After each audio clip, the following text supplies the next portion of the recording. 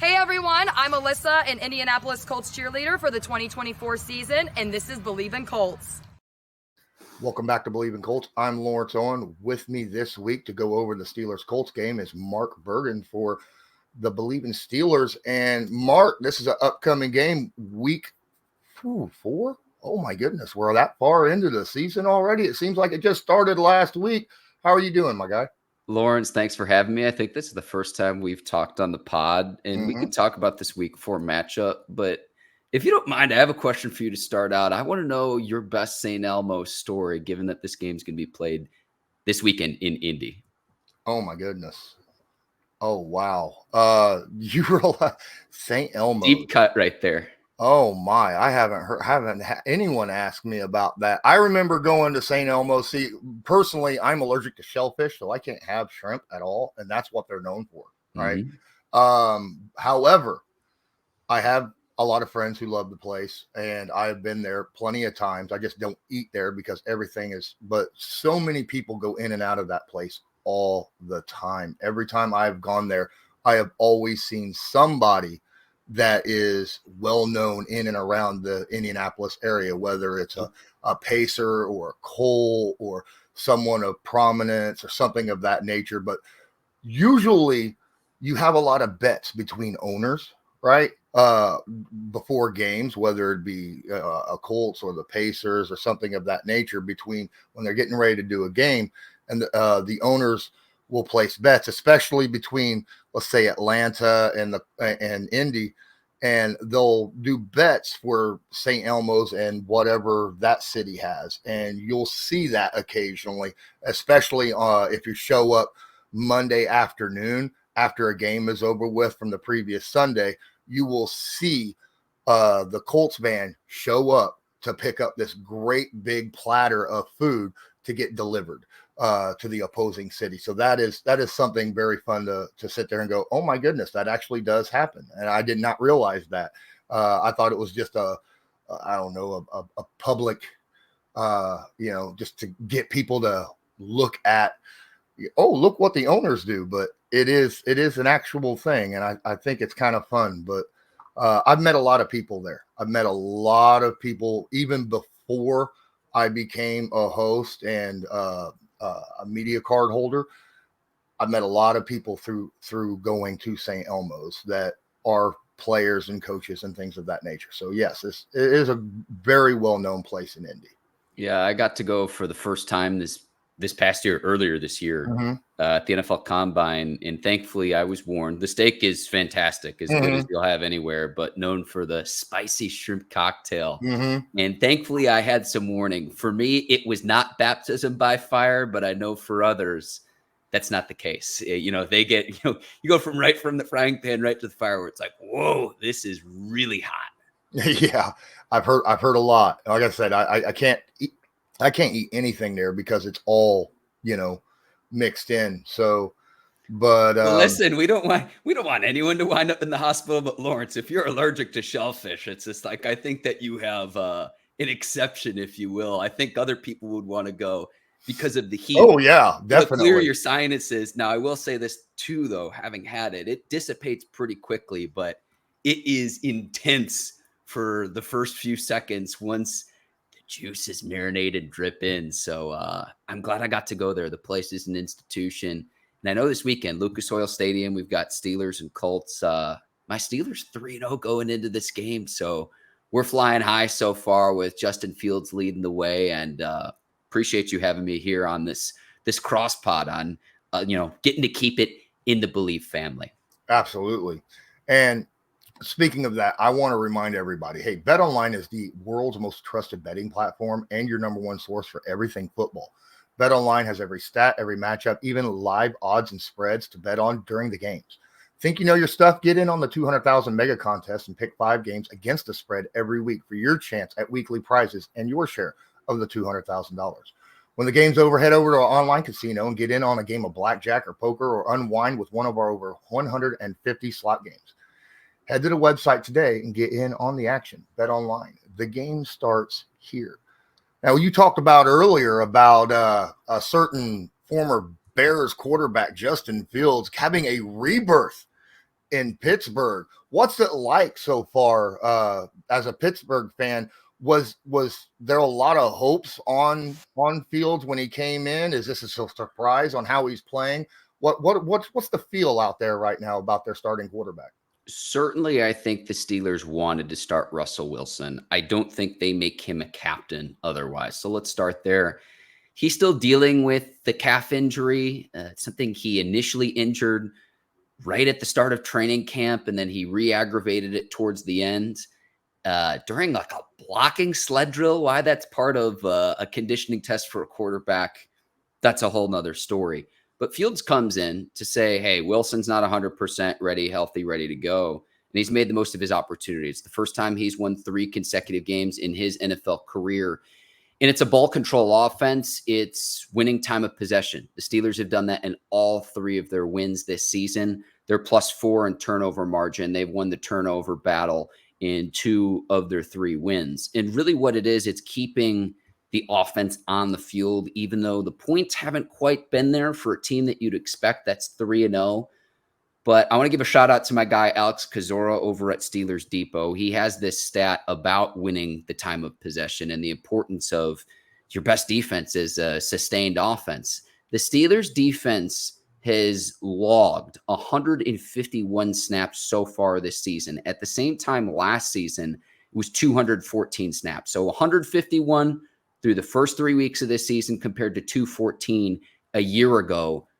The defense isn't getting stuck on the field. The offense is sustaining drives. I think the points come. They're definitely the beneficiary of having one of the best kickers in the league in Chris Boswell, but it's being able to say, hey, if it's not there, Justin Fields, go get 3, 4, 5, 6 yards at a time and to keep the clock moving.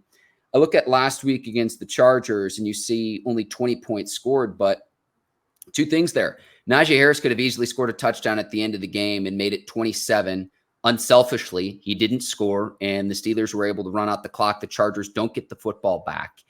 And then on another drive, it stalls. They trot Boswell out there for a 62-yard attempt, and for as good as he is, it was a little bit too far. If they get maybe 5 or 10 more yards on that drive, maybe that's 3 more points. So we're excited with Arthur Smith in his first year as the team's OC. It's an offense that is still coming together, but it's still been better than what we've seen the last several years in Pittsburgh under previous offensive coordinators. And we'll see if they can keep it going here in the coming weeks.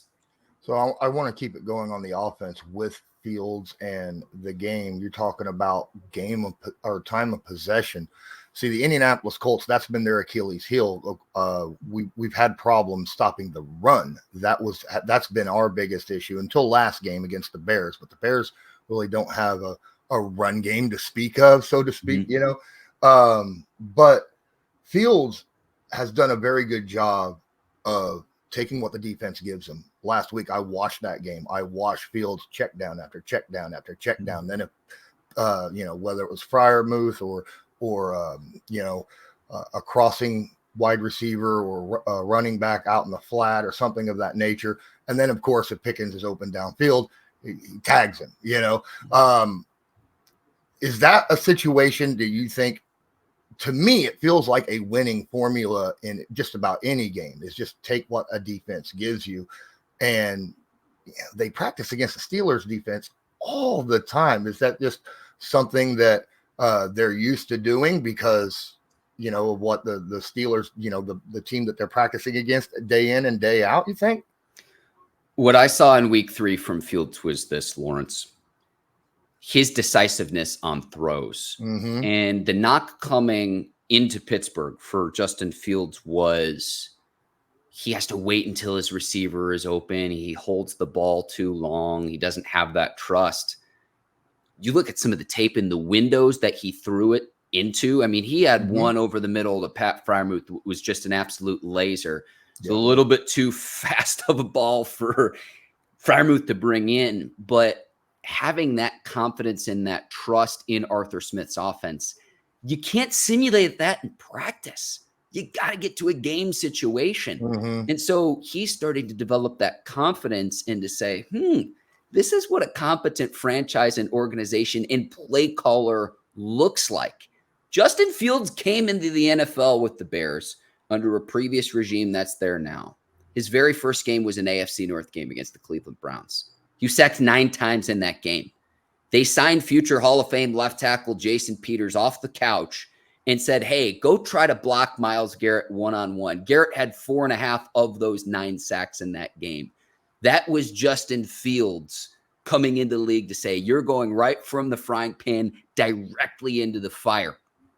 So he comes to the Steelers now, and I would love to see them get another receiver before November's deadline. I really like George Pickens. Freiermuth is a solid tight end. He's got a 2-headed beast in the backfield.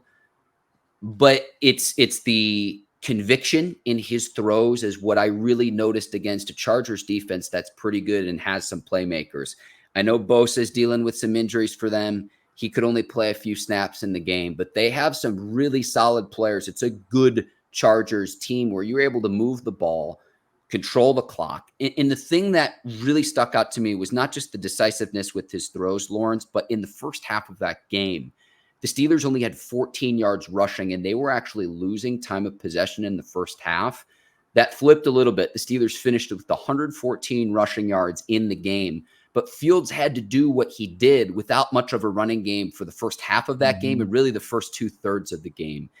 And to have that maturity, I don't know if that's the type of game he wins a year ago, 2 years ago, 3 years ago.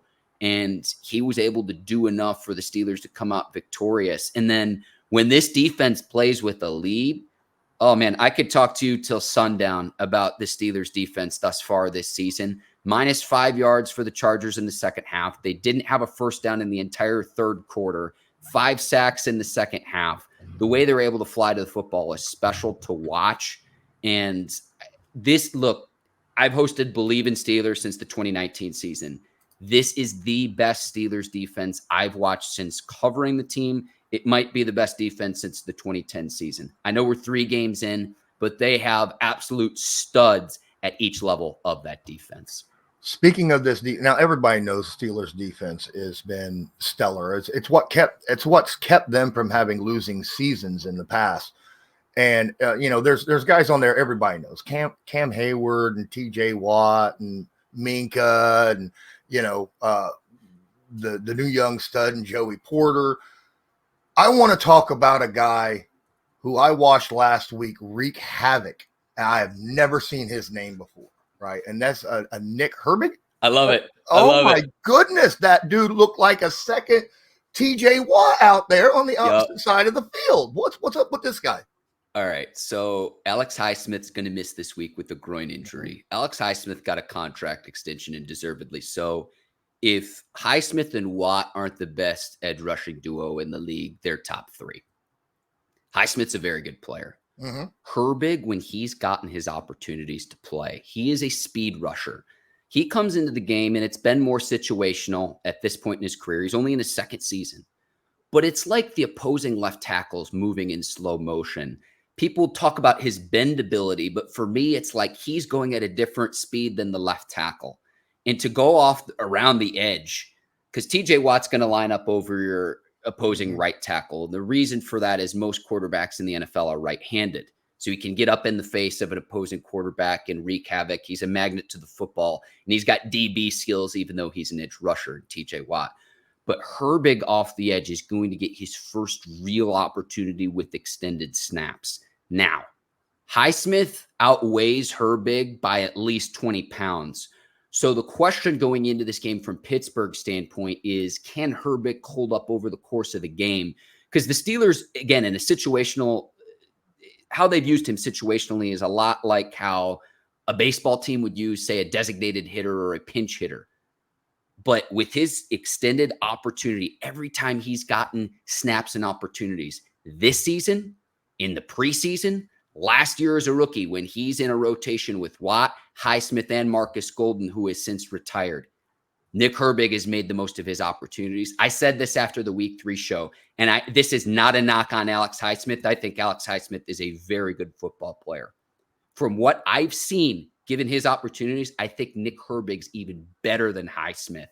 And we'll see if that holds to be true come Sunday. Again, a different style of rusher. He's lighter. It's more of a speed rush.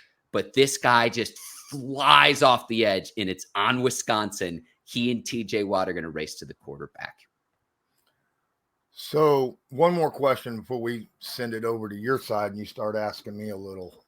My question is this. Look, the Indianapolis Colts have been obviously not very good in the passing game as of late and have to lean on a very good offensive line, rated number 1 by PFF so far this year, and Jonathan Taylor. And that's how they have been staying in games and winning games. They may be only 1-2, but they're actually winning the points battle, total points battle on the season. They don't lose games by very much.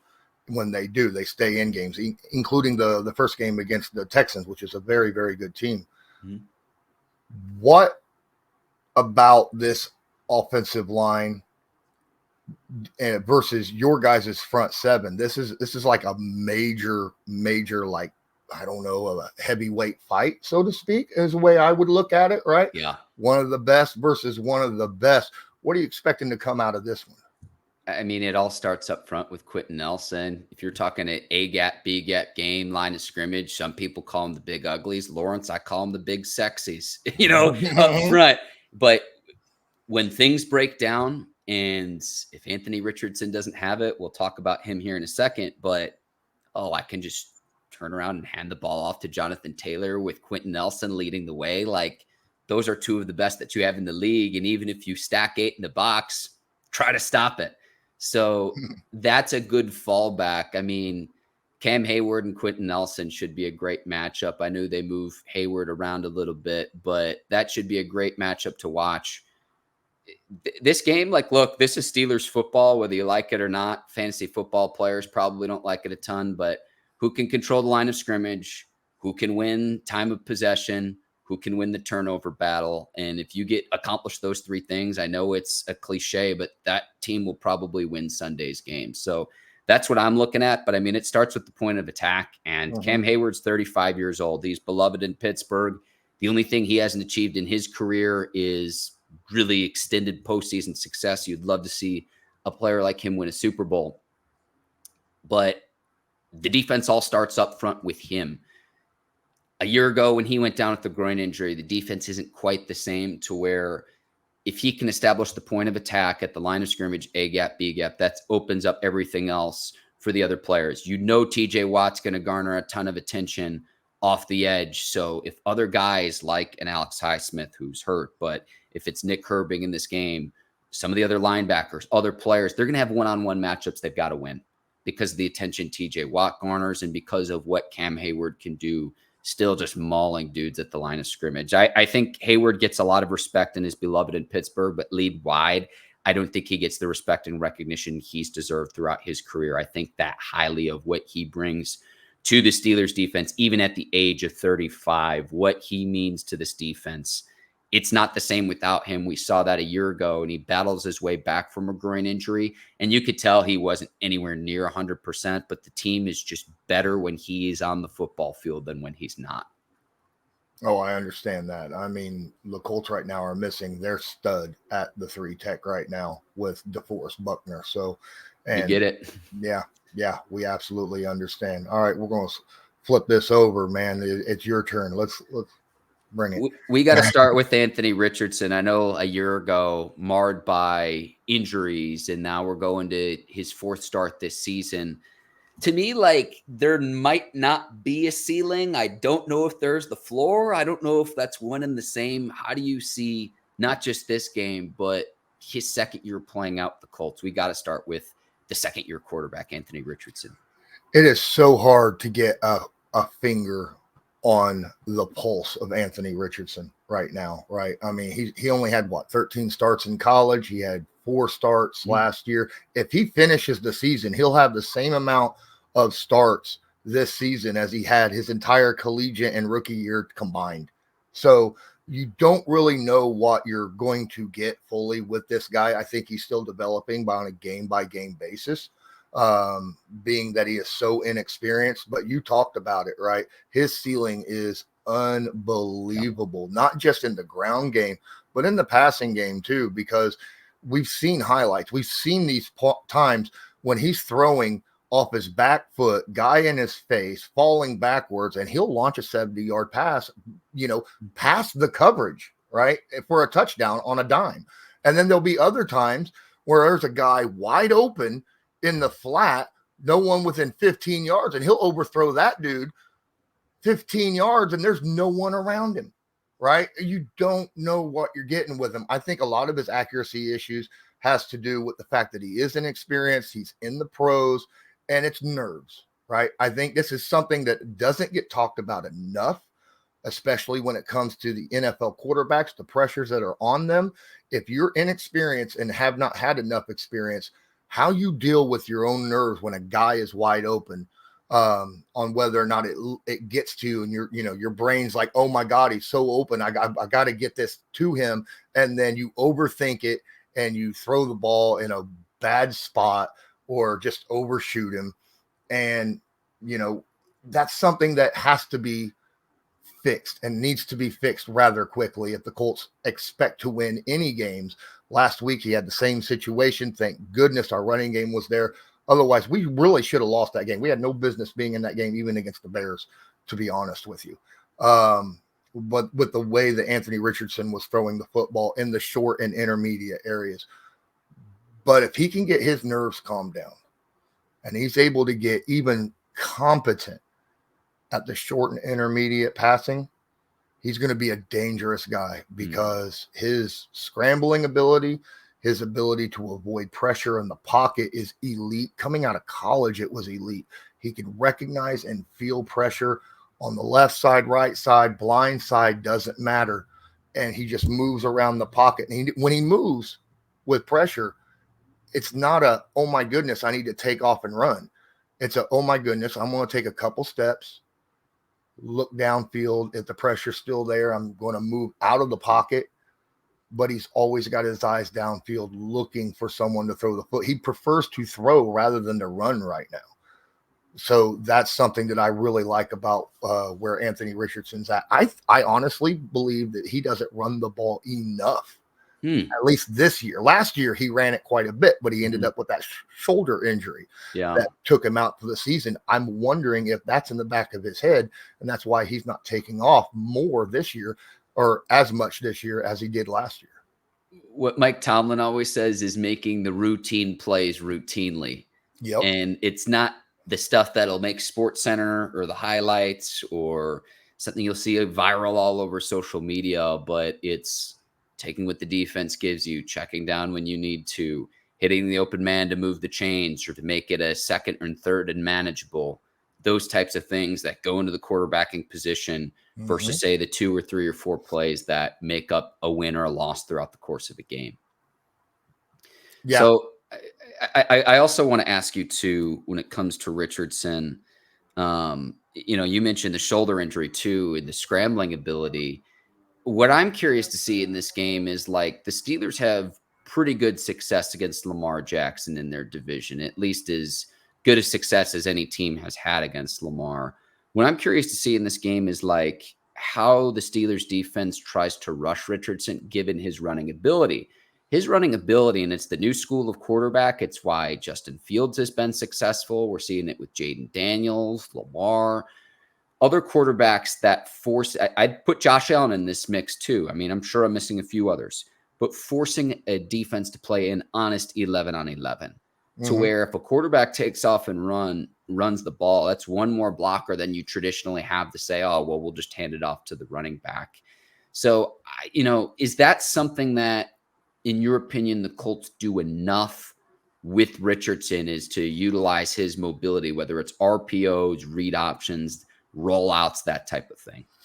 Play calling wise, I believe absolutely. I think they do a lot of RPOs. I'd say 75% of the plays called are RPOs, and they leave it in the hands of Richardson on whether or not he hands the football off, whether he runs it, or whether, he's going to sit in the pocket and throw it or roll out from the option out of the pocket to throw it or pitch it even. We've seen so many different types of RPOs and things of that nature from Shane Steichen and Jim Bob Cooter, the offensive coordinator for the Indianapolis Colts. we've seen so much of that over the course of his first 2 seasons, Anthony Richardson, with this offense, that that's just an integral part of the game plan week in and week out. The problem is they leave it all on Richardson. You don't see a lot of quarterback designed runs. It's if you see an opening to run it. If not, hand the football off or pass the football. That puts a lot of weight and pressure. It takes a lot of it, believe it or not, I think, off the quarterback and puts it on the offensive line, because the offensive line now has to play everything, right? They have to play, well, we could be running the football. Taylor might be right behind us, or he might be dropping back to pass, or he might be taking off and going this direction. And I think that in and of itself is something that isn't talked about enough, how much pressure that puts on an offensive line and tight ends and stuff like that are blocking up front. But yeah, they are definitely giving him the place to utilize his legs. It's just whether or not Richardson decides to do it himself. That's really the big thing that I have noticed so far this season. Yeah, and that you have the benefit of playing in Lucas Oil Stadium. It's beautiful. It's an indoor stadium though too. Do you have any concern with like using Taylor too much on the front half of the season versus like November, December, January is when you want to make sure that he's fresh and playing his best ball? Do you have any concern with that with Taylor, especially because I know he's dealt with injuries in previous seasons? Yeah, he did have that injury 2 seasons ago, right after he led the league in rushing, and then it carried over right to last season. Finally got back last season towards the end.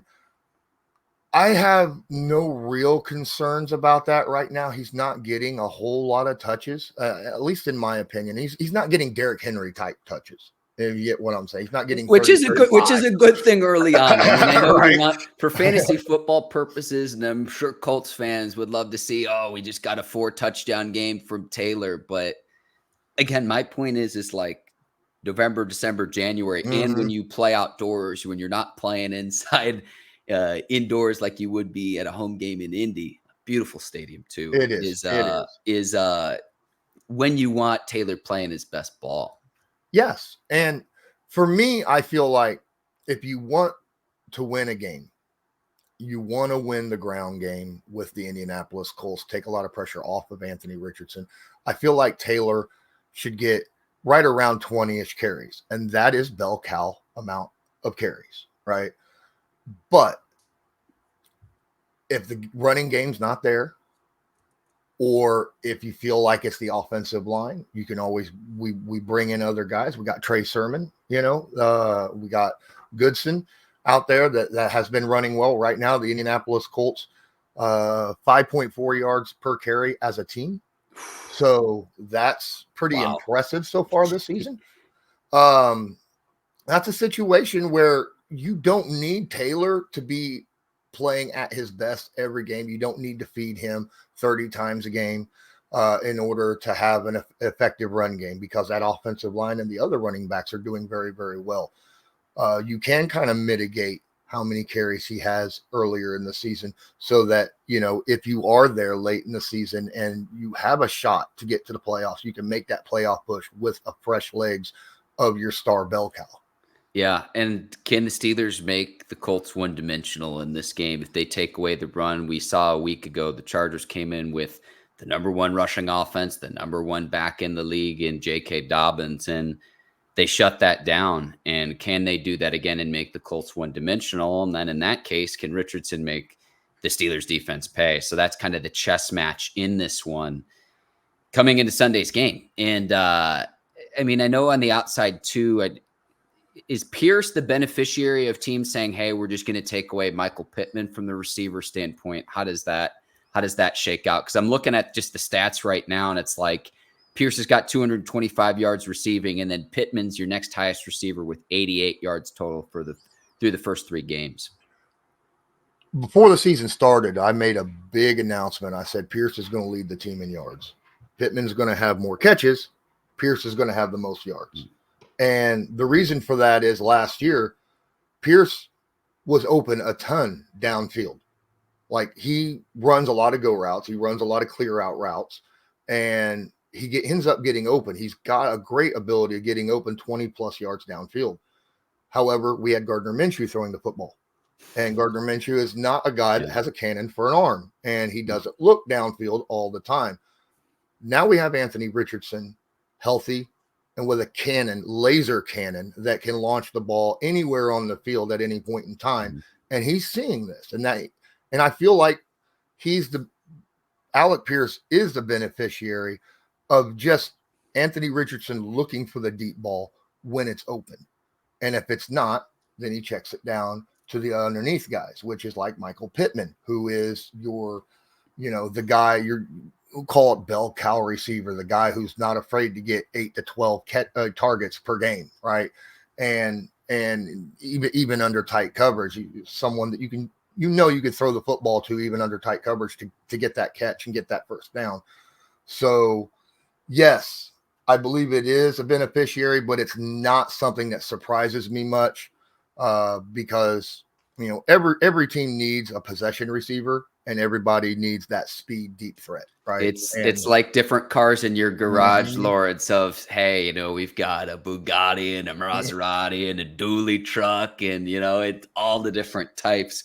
You mentioned the arm strength of Anthony Richardson. In Pittsburgh, what we call that is when you're throwing a ball through the car wash and it doesn't get wet. That's what we're talking about there. I'm curious to see if Pittsburgh can get this as a revenge game. You left us for dead a year ago.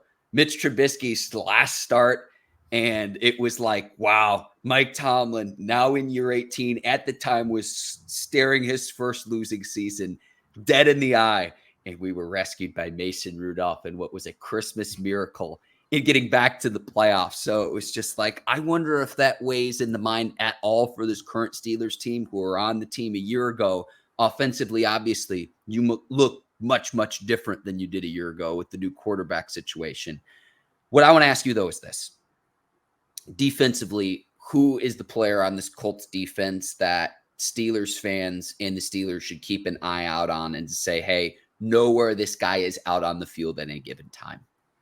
Ooh, that's a tough question because a lot of those guys aren't on the field, right? Like I talked about earlier, DeForest Buckner is, right now on IR, right? Because he rolled his ankle.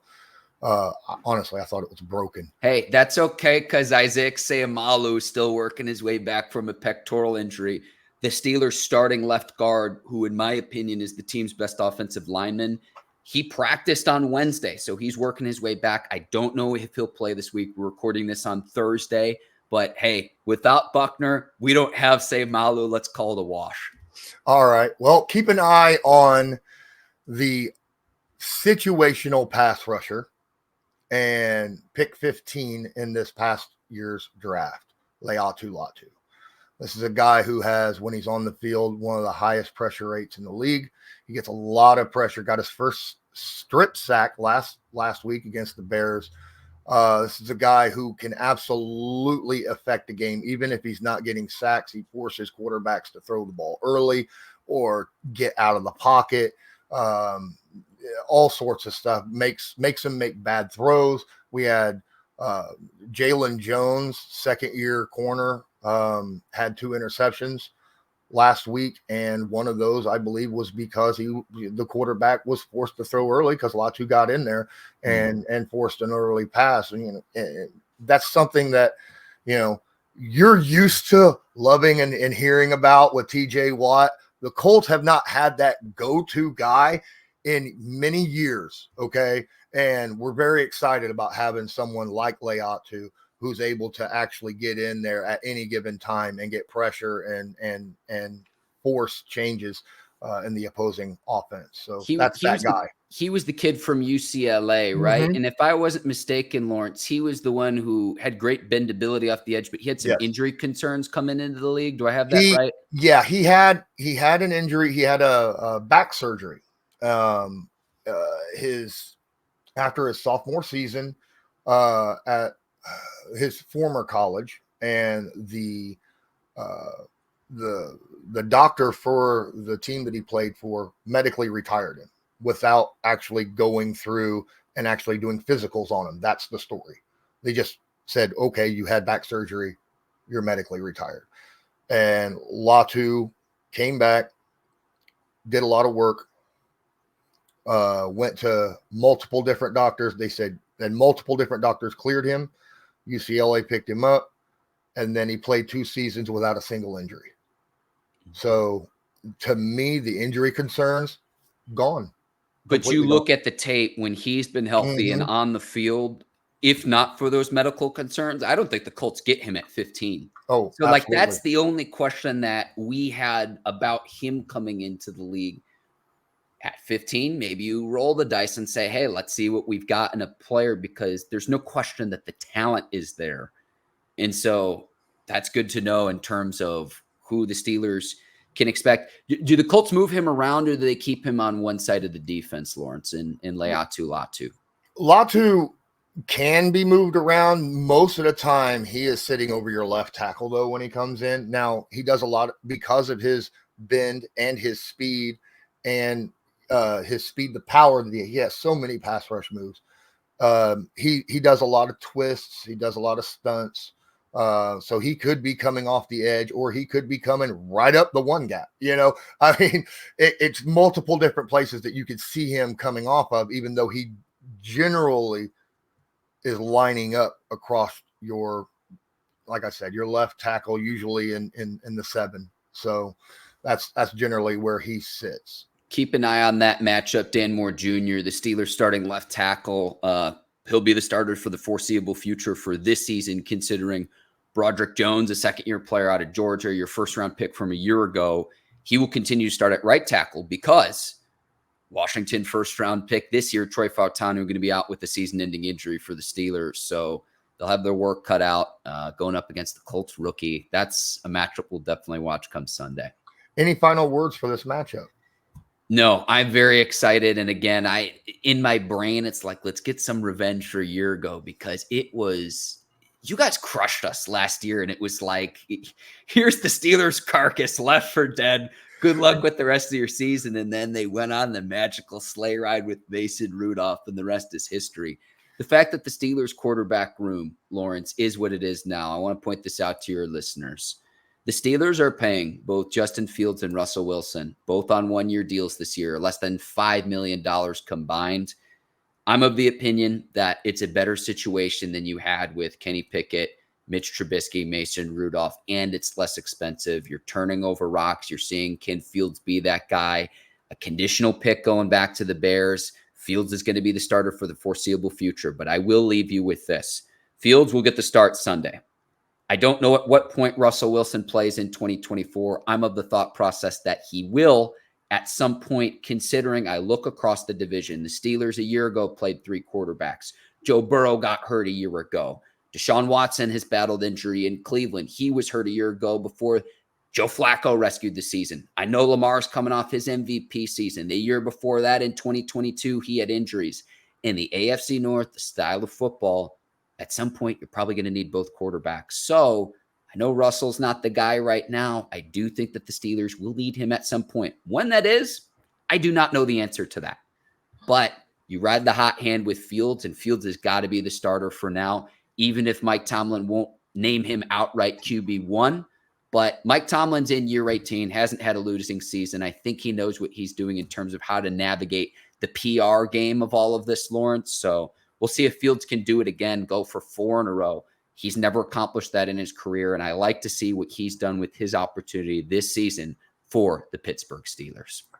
You mentioned last year's game multiple times. I'm going to let you know the Indianapolis Colts fans was absolutely fanatic about that game, because the Steelers have manhandled the Colts in recent years. Okay. I'm well aware. So that's a situation where Colts fans were really, it's like, that's a monkey off our back finally. Right. See, this dates back to the 05 season, 2006 in January, that crazy game when, with Vanderjack and the miss at the very end, and Vanderjack had been automatic all season. So I really think this dates all the way back to that, in what should be a really entertaining AFC matchup. And look, at least you got a guy Are you trying to see if you've got a guy in Anthony Richardson? Because I think we can agree to the consensus here, Lawrence. I would say this. You look at the quarterback talent across the NFL as a whole, but particularly in the AFC, you've got to have a quarterback that's at least competent if you want to go and compete and contend for Super Bowls in this league, period. So at least you're saying, hey, do we have one of those players in a second-year quarterback in Anthony Richardson? Absolutely. And it's something that, the Indianapolis Colts fans have been wanting for years now. And now that we have one, it's just going to take patience to sit there and see if he can't develop into that guy. Same with Fields, right? I mean, situational. I would say that if I was a Steelers fan, I would hope that Fields turns into that guy more than Russell Wilson, because I feel like Fields much younger, right? And has a lot more years under his belt. It's the upside of Fields can get better and better. Russell Wilson in year 13, his best football is behind him at this point. Father Time's undefeated. Some people might think NFL, National Football League, it stands for not for long. Exactly. I'll let you in on a little secret right there. It stands for not for long. It's not a knock on Russell Wilson. He's a 9-time Pro Bowler. He should be a 2-time Super Bowl champion, but in his mid-30s versus Fields is still in his 20s, you hope that he's still getting better and better, and finally with an organization that is best utilizing his skill set. He didn't have that in Chicago. I'm not even going to say I don't think he had that in Chicago. Point blank, he didn't have that in Chicago. Yep, absolutely. That's Mark Bergin with Bleav in Steelers. They got some dudes over there. Woo, Patrick Queen. I keep forgetting about him. Well, hey, man.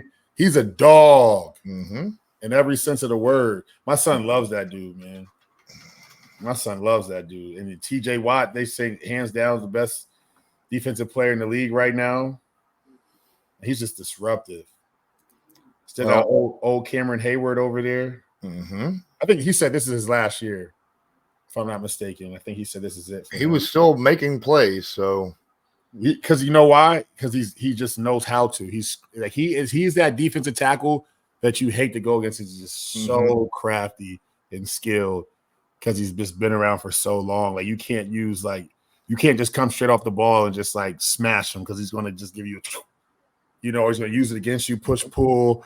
You got to you got your feet underneath you. You got to be ready to go. He's one of those guys that's just a generational player. Like, I didn't know how generational he's going to be when he first came in the league.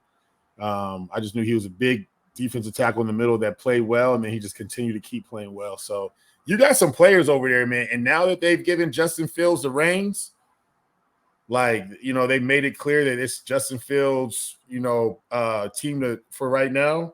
I'm telling you right now, that only makes the Pittsburgh Steelers play harder, because now there's no gray area. Now there's no, what's going on when what's name comes back, is, are they gonna make the switch? Like, we got a rhythm going right now. We don't really like this dude. We like Justin. He's young. He's got the room. People believing in him. He's playing up to his potential. Like, this is a team where, man, like, they're 3-0 for a reason. It ain't by a fluke, because I don't think the Chargers are a bad team now. Well, Herbert did leave the game. Right, I saw Sunday, and and then there was a bunch of big sacks in the fourth quarter to end that game. And I think because the game was basically tied right when Herbert went. I think the Chargers actually were winning by 3 when Herbert ended up going out. 10-7, right? Yeah, something like that.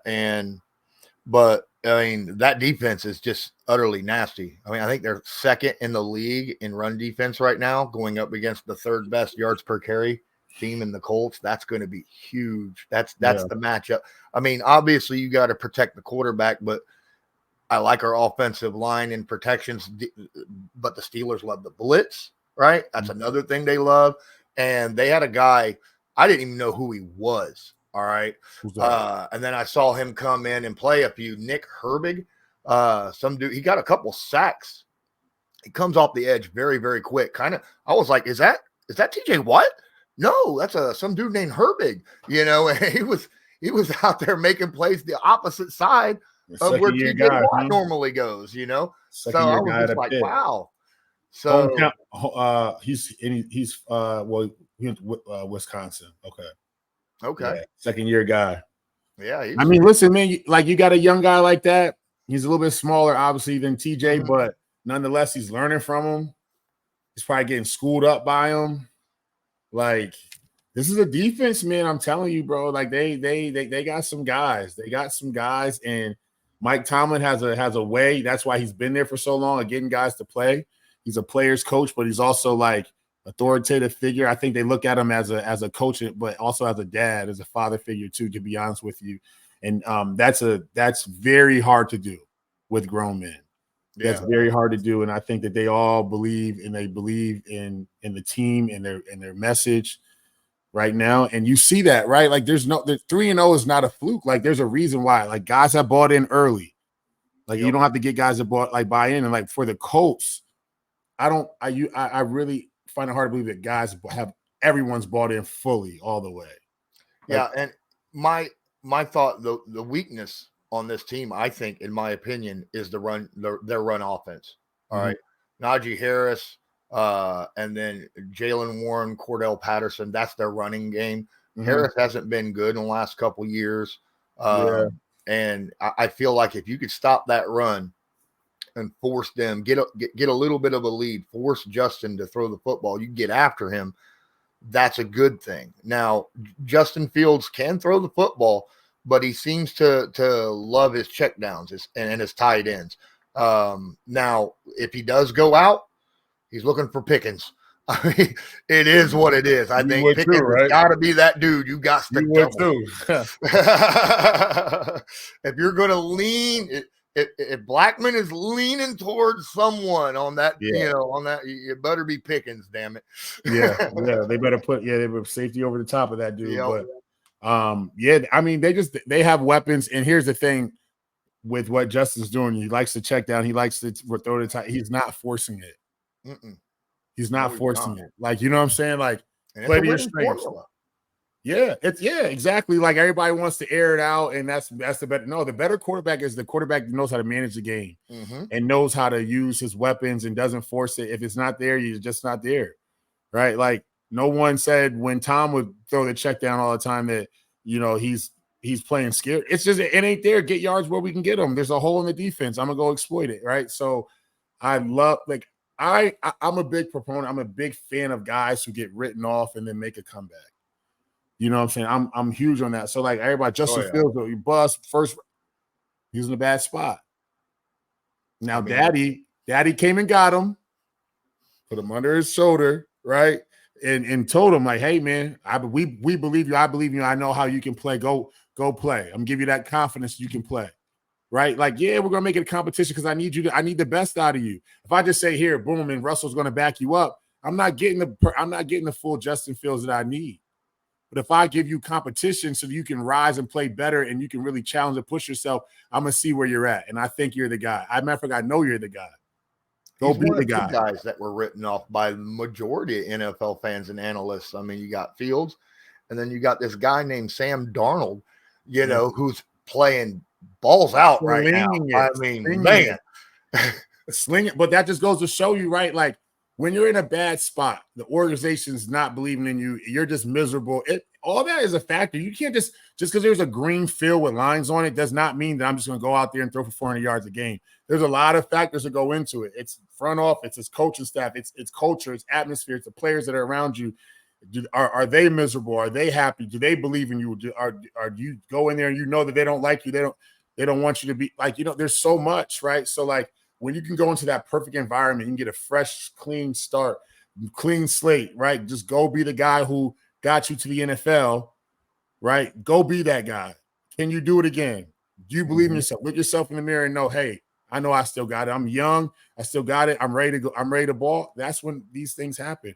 And look at Geno Smith. Look at Geno. Geno's been around forever. Everybody thought he was just a backup quarterback. Yeah. They gave him a shot to be the starter in New York, blah, blah, blah. They wrote him off. He's riding the bench. You forgot that he was in the league. And then what? Pete Carroll, another daddy figure. Come on in. I'll take care. I know you can be the guy. And he's playing well out there in Seattle. So I love this when I hear these stories of these guys that get written off and they make these comebacks and people are like, oh, wait, who? I didn't know he could do that. Yeah, he can do it. He's talented. He can do it. So I just love it. But yeah, the Colts have their hands full with Pittsburgh this weekend, and it's going to be interesting to see. My biggest key matchup in this game is going to be EJ Speed versus Pat Freiermuth. Look, Cole Kmet had the most catches against us this past Sunday against the Bears, had 10 catches, made some big first down plays. Freiermuth is that guy for, Fields. Let's be fair. He's been that guy for anyone that's been the quarterback for the Steelers over the last few years. Freiermuth is a very good, kind of safety blanket tight end. And big target. Yep. EJ Speed is going to have to play an A game in order to limit what Freiermuth is able to bring to the table. Yeah, I think that they know that. I think there's going to be some deceptive plays in there, some play action plays where he's going to like leak out so they can give him the ball. But yeah, EJ's going to have to be all over him. He's going to have to be in coverage, eyes on him. He's going to train his eyes this game for real and play physical with inside of that. Is going to be huge for him. EJ has the talent and he has the speed, no pun intended, to be able to cover him. Just doing it on a consistent basis is going to be all 4 quarters where you can't have a slip up where, you let him go. Now, here's the deal. He's going to make plays. Like, Pat, how you say his name? Freiermuth? Yep, you got it. He's going to make some plays. He's in the league for a reason. It's about limiting how many plays he makes. Right. It's about if he gets a catch, you on him right away. It's from turning it into a 4 or 5 yard pass, not to be like a 15-yard gain. It needs to be 4 yards, boom, down. Right. So pass rush is going to be key. Keep making Justin have to get out of the box, move around. I think these guys got their swag up a little bit. Confidence to be able to, keep them, not comfortable in the pocket is going to be huge too. I don't think, yesterday, and you correct me if I'm wrong, I only saw a few highlights, but Los Angeles didn't get after him as well as they probably should have, making a move around. They got some sacks in there. They got some pressures. Herbert, for most part of the game, was just really quick at getting rid of the football, right? And that's a thing, and it was working. For the most part, neither team ran the ball very well, though. Yeah, well, the numbers don't lie, right? 61 rushing yards for LA and 114 for Pittsburgh, but you got 70 from Najee, and then Cordell Patterson had 33. He's the dynamic player too now. Oh, Cordell he's very dynamic. He's ate us up. Last time we played Atlanta, Cordell Patterson tore us up. I mean, he's almost like you can put him at receiver, you can put him at running back. He's dynamic, and then you can't forget now Justin. He can now. I think that he's been trying to not be that running quarterback, but you got to remember now he can run.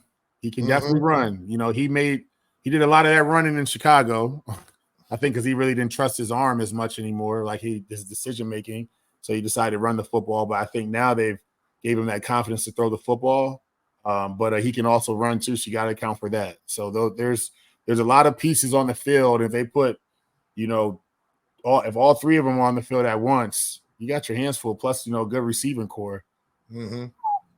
Watch out. So, yeah, this is definitely a game that can be won in the trenches. You stop the run, get after the quarterback on both sides, right? The Colts offensive line, tight ends, they got to be able to create running lanes and protect against a very aggressive Pittsburgh defense. And don't lose track of Minkah Fitzpatrick, damn it. Please don't, because it'll him or Joey Porter for that matter. But yeah. Those are young playmakers. Yep. Young playmakers. So, they have a dynamic team, and it's going to be interesting to see where this game, how it plays out and how it ends up. But sources are going to say that the Steelers are the favorites, obviously, coming in 3-0 and the way they're playing. So the Colts just have to have a flawless game plan this week. Guys got to, like they did last week, step up. Here's the thing though, man, 0-0 for a while when we played the Bears, right? And the Bears, to be honest, I was never I knew they would, they won their first game with 94 passing yards. Like, come on now, right? So, they haven't been this prolific team where they're just coming and beating people. we can't be messing around with these lesser teams where they're nail biters down to the wire, right? And so these good teams are not going to be like, you better get on them early because they're starting fast. If you don't think that that Pittsburgh's going to start fast on you and play consistently throughout the whole game and you playing catch up, now we done took Jonathan Taylor out the game plan because we're down by 14 or 3 scores, right? And so like now we got to throw the football, and that does not play well into the Colts' favor because now we're asking Anthony Richardson to have to throw the football against a good secondary, a good line that can rush, right? And it's just going to be a recipe for disaster. So the Colts have got to start fast against Pittsburgh. No ifs, ands, or buts about it. They need to get the ball. They need to march down the field. They need to put up a score. If they don't get a touchdown, they need to get 3 points on the board, have some confidence in them, and play defense, because if they come out and they just lay an egg or come out and they're just not crisp and they go 3 and out, they got a long day, man. They have a long day against these good football teams. Colts seem to be that team this year where they just start slow too, and you just cannot do that against this Steelers defense because they will find you, they will pin you against the wall, and they will keep coming after you,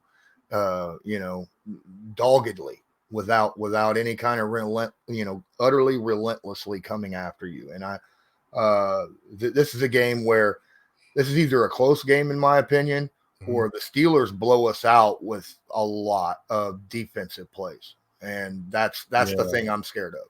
Well, this is like, so if I'm a head coach from the first day of training camp, my message is start fast. I'm going to keep saying that so much to where we got to start fast. Defense, we got to start fast. And we have not done that yet in 3 games. Mm-hmm. And so, at some point, it's going to be too late to where you don't play catch up and you get beat handedly by a lot because you didn't start fast. And so guys had to wake up. We had to wake up against, the Chicago, and luckily they woke up, but it's going to be rough, man. Like if they don't start fast, it's going to be rough. Absolutely. Rough. Well, I think that's going to do it for this episode of Bleav in Colts, brought to you by Bet Online. I'm Lawrence Owen. That's Donald Thomas. And as usual, go Colts. Go Colts, baby. Do you Bleav?